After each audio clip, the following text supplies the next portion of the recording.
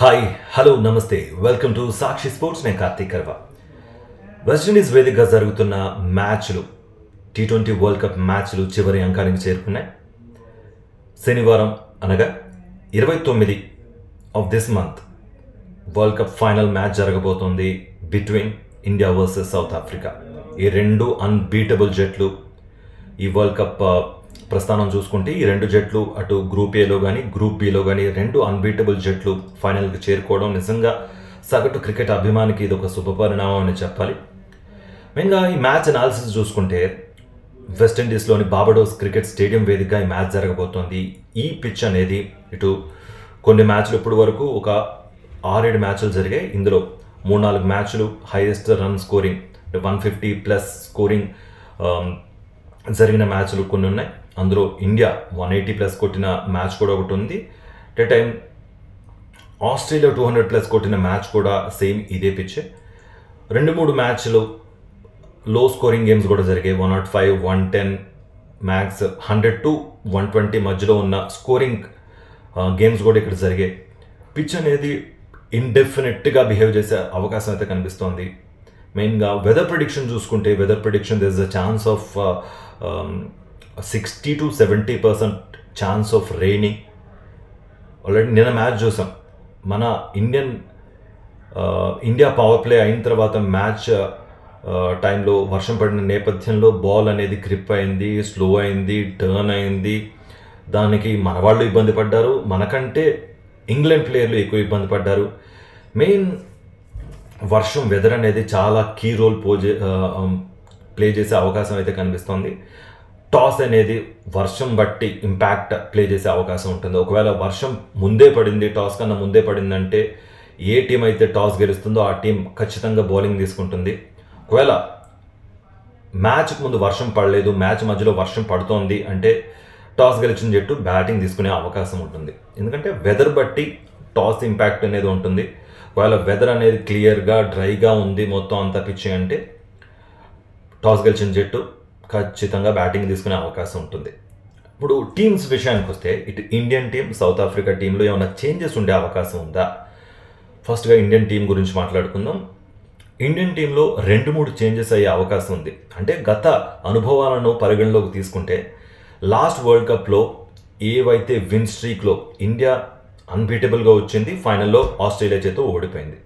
ఇక్కడ కూడా same final వరకు అన్బీటబుల్గా వచ్చింది. ఇప్పటి వరకు చేంజెస్ ఏమీ లేవు. బట్ వరల్డ్ కప్ ఫైనల్ కాబట్టి, ప్రెషర్ సిచ్యువేషన్ కాబట్టి, మెయిన్ ఇంపార్టెంట్ వికెట్స్ పడిపోతే ఆ ప్రెషర్ని లోవర్ కానీ లేకపోతే మిడిల్ ఆర్డర్ కానీ హ్యాండిల్ చేసే విధానం ఎలా ఉండబోతోంది, వాళ్ళు చేసే ఇది ఎక్స్పీరియన్స్ వాళ్ళకు ఉందా అనేది ఇప్పుడు చాలా కీ రోల్ ప్లే చేసే అవకాశం ఉంటుంది. ఎందుకంటే వరల్డ్ కప్ అనేది ఇట్స్ నాట్ జోక్, ఇది చాలా పెద్ద టోర్నీ.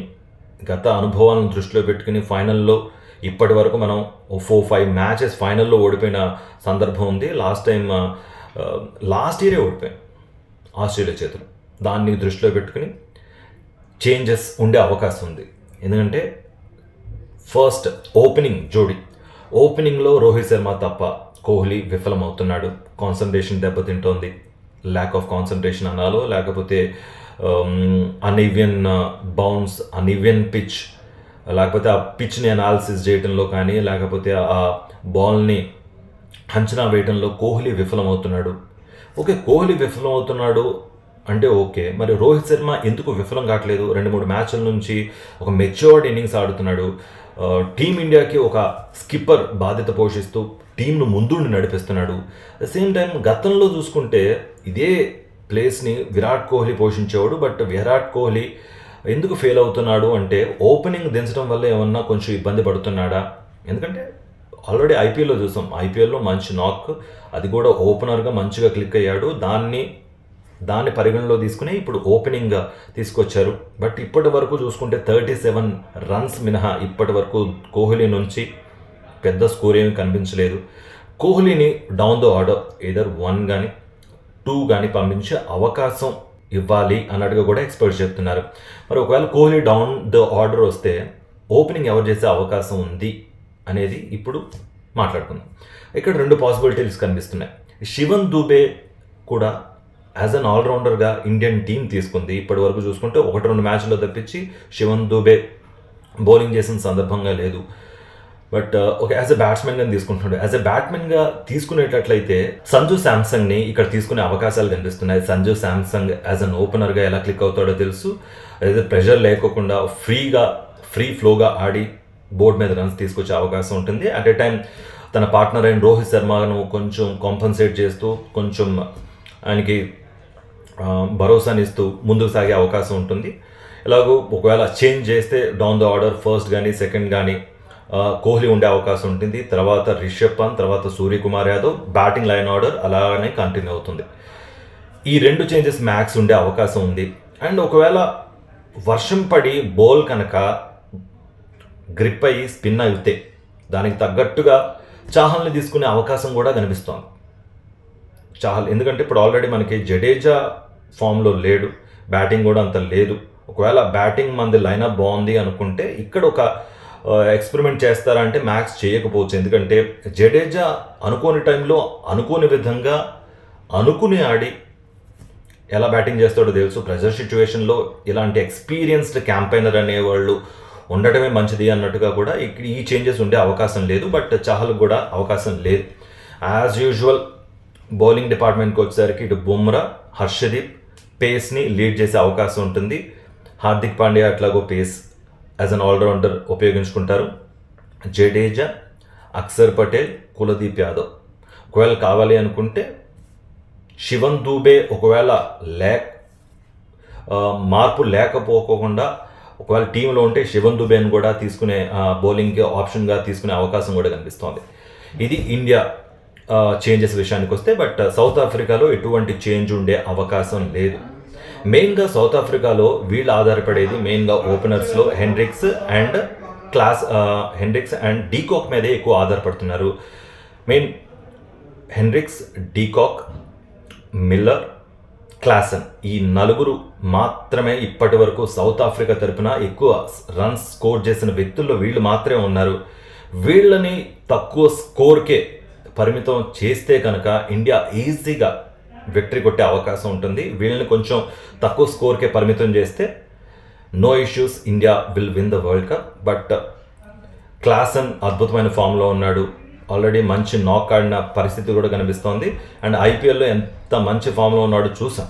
దానికి తగ్గట్టుగా ఈ మ్యాచ్లో కూడా కొంచెం ఆ ప్రెషర్ని తట్టుకుని ఫ్రీ ఫ్లోగా ఆడి బోర్డు మీద రన్స్ ఇచ్చి దానికి తగ్గట్టుగా సౌత్ ఆఫ్రికా కూడా డిఫెండ్ చేసుకుంటే చెప్పలేం. ఎందుకంటే సౌత్ ఆఫ్రికా మే షాక్ ఇండియా అనమాట. బౌలింగ్ డిపార్ట్మెంట్కి వస్తే రబాడా, నిగేడి వీళ్ళందరూ, జేమ్సన్ కానీ వీళ్ళందరూ పొదుపుగానే బౌలింగ్ చేస్తున్నారు. వికెట్ టేకర్ బౌలర్స్ కూడా మహారాజా కానీ 2-3 ఆల్రెడీ స్పిన్ ఆప్షన్ కూడా కనిపిస్తోంది. మీరు కంపేర్ చేసుకుంటే బౌలింగ్ కానీ బ్యాటింగ్ కానీ లేకపోతే మిడిల్ ఆర్డర్ కానీ ఓపెనింగ్ కానీ కంపేర్ చేసుకుంటే సౌత్ ఆఫ్రికాతో ఇండియానే కొంచెం అహెడ్ ఉంది, కొంచెం బెటర్గా ఉంది. బట్ ప్రెజర్ సిచ్యువేషన్లో ఈ 2 టీంలు ఇటు ఇండియా కానీ అటు సౌత్ ఆఫ్రికా కానీ ప్రెషర్ సిచ్యువేషన్లో వీళ్ళు చాలా తడబడిన సందర్భాలు చాలా ఉన్నాయి.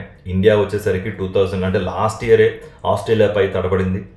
సౌత్ ఆఫ్రికా అంటే సెమీఫైనల్ నుంచే తడబడుతూ వస్తుంది. బట్ సెమీఫైనల్లో అంత పోటీ ఇచ్చే జట్టు లేకపోవడం వల్ల ఆఫ్ఘనిస్తాన్ మీద ఈజీగా గెలిచి ఫైనల్కి చేరుకున్న పరిస్థితి. మరి చూడాలి మరి ఈ ఫైనల్లో ఎవరైతే ప్రెషర్ని తట్టుకుంటారో, ఆ ప్రెషర్ని తట్టుకుని ఎవరైతే నిలబడతారో ఆ నిలబడ్డ వాళ్ళ చేతిలో వరల్డ్ కప్ వచ్చి ఖచ్చితంగా నిలబడుతుంది. రైట్ ఓకేనా. అండ్ మెయిన్గా ఈ మ్యాచ్కి ద ఐరన్ లెగ్ ఎంపైర్ ఈ మ్యాచ్కి అందుబాటులో లేడు. ఆ ఐరన్ లెగ్ ఎంపైర్ ఎవరో మీకు తెలుసు కాబట్టి కమెంట్స్ రూపంలో మీరు కూడా తెలియజేయండి. ఓకేనా. Right. Until stay tune to Sakshi. India world cup గెలవాలి అని కోరుకుంటూ జీతేగా ఇండియా జీతేగా.